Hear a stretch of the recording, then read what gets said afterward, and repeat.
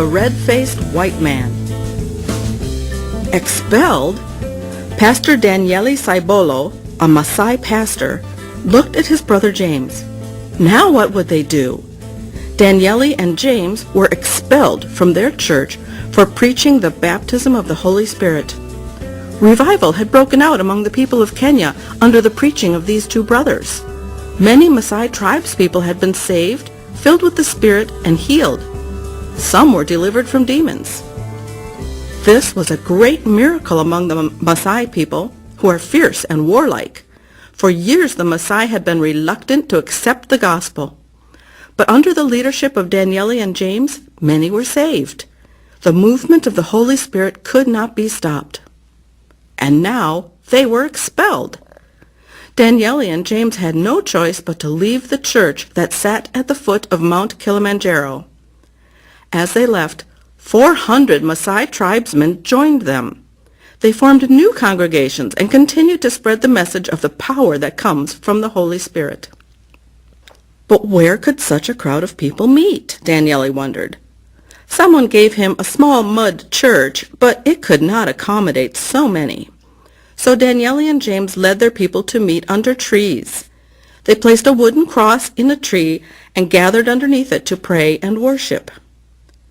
One day, the chief of the Maasai told them they could not meet any longer unless they joined an official church group. Once again, Daniele wondered what he should do. He didn't know which group they should join. The entire group began to seek the direction of God.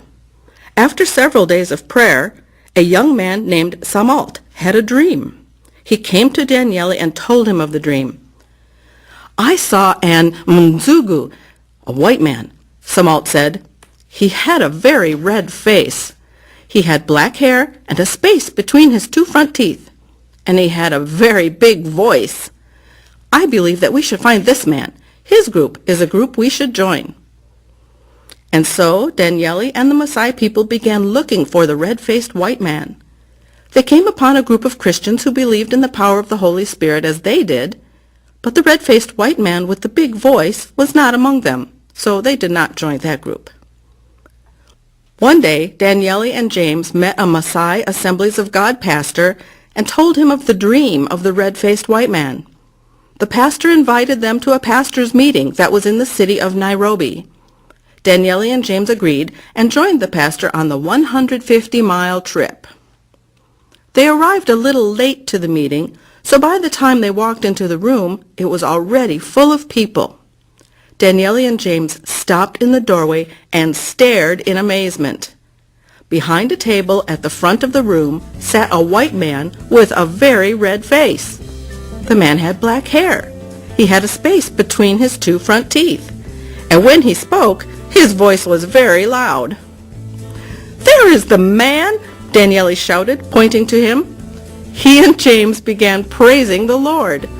Daniele explained to the people about the dream.